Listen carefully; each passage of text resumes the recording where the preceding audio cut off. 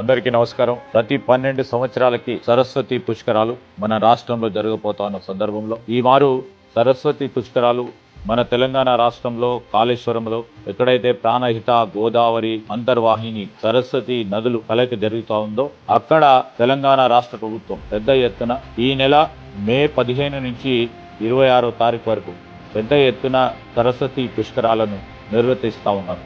దీనికి ఉన్న ప్రత్యేకమైన విశిష్టత గురించి అనేక మంది పెద్దలు కాళేశ్వరంలో జరుగుతా ఉన్న ఈ సరస్వతి పుష్కరాలకు సంబంధించి పండితులందరూ కూడా ఈ నదిలో ఈ సమయంలో స్నానం చేస్తే ఏ విధమైన విశిష్టత, పుణ్యము అందరికీ రాబోతుందో వారు ప్రత్యేకంగా కూడా తెలియజేయడం జరిగింది. దీన్ని పురస్కరించి లక్షలాది మంది ఈ పుష్కరాలకు రాబోతా ఉన్న సందర్భంలో రాష్ట్ర ప్రభుత్వం అన్ని తీర్ల ఏర్పాట్లు చేస్తూ ఉంది. ఈ ఏర్పాట్లకు సంబంధించి మొదటగా అక్కడ ఉన్న వసతుల విషయంలో కానీ దాంతోపాటు ప్రత్యేకంగా మొట్టమొదటిసారి తెలంగాణ రాష్ట్ర ప్రభుత్వం ఒక టెంట్ సిటీని ఏర్పాటు చేయాలని సంకల్పన చేసి అక్కడ టెంట్ సిటీ కూడా దాదాపు 50 టెంట్లతో కూడుకున్న టెంట్ సిటీని ఏర్పాటు చేయబోతా ఉన్నాం. దేవాదాయ ధర్మాల శాఖ మంత్రి గారు కొండ సురేఖ గారి ఆధ్వర్యంలో, మరి ముఖ్యమంత్రి గారు రేవంత్ రెడ్డి గారి ఆధ్వర్యంలో ఈ టెంట్ సిటీ మొట్టమొదటిసారిగా మన తెలంగాణ రాష్ట్రంలో జరుగుతూ ఉన్న ఈ గొప్ప పుష్కరాలకు సంబంధించిన ఏర్పాట్లో ప్రధానంగా ముందుకు తీసుకెళ్తూ మరొక ప్రధానమైన అంశం ఈ రాష్ట్రంలో మొట్టమొదటిసారి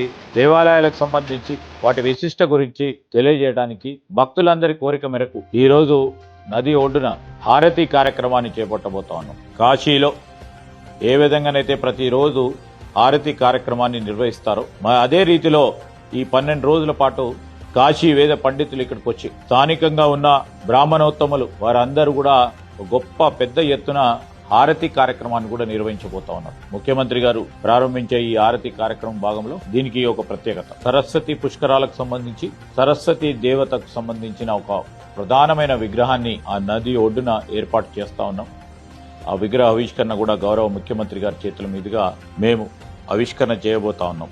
దక్షిణ కాశీ ఈరోజు ప్రాణహిత, గోదావరి, అంతర్వాహిని, సరస్వతి నదులతో కూడుకున్న ఈ ప్రత్యేకమైన ప్రాంతంలో అనేక మంది పీఠాధిపతులు మరి ఈ 12 రోజుల పాటు హోమాలు, ఇతర ప్రధానమైన పూజా కార్యక్రమాలు నిర్వహిస్తూ ఉంటారు. దీనిలో భాగంగా గౌరవ ముఖ్యమంత్రి గారు, గౌరవ గవర్నర్ గారు, గౌరవ ఉప ముఖ్యమంత్రి గారు, కేంద్ర మంత్రులు, ఇతర రాష్ట్రాలకు సంబంధించిన మరి మంత్రులు, ఇతర పెద్దలందరూ కూడా మరి ఈ పుష్కరాలు సంబంధించి ఇక్కడికి వచ్చి ఈ పుణ్య స్నానాన్ని వారు చేయటం జరుగుతుంది. దీంట్లో భాగంగానే మరి రాష్ట్రం నుంచి వచ్చే నలుమూలల నుంచి వచ్చే ప్రజలందరినీ కూడా ఉద్దేశించి అక్కడ వారు రావటానికి ఆర్టీసీ తరఫున అన్ని ఏర్పాట్లు చేయటం, ప్రభుత్వం తరఫున ఒక ప్రత్యేక వసతి ఏర్పాట్లు చేయటం, ఇవన్నీ కూడా మేము చేస్తా ఉన్న సందర్భంలో ఒక పుణ్య కార్యక్రమంలో రాష్ట్ర ప్రజలందరూ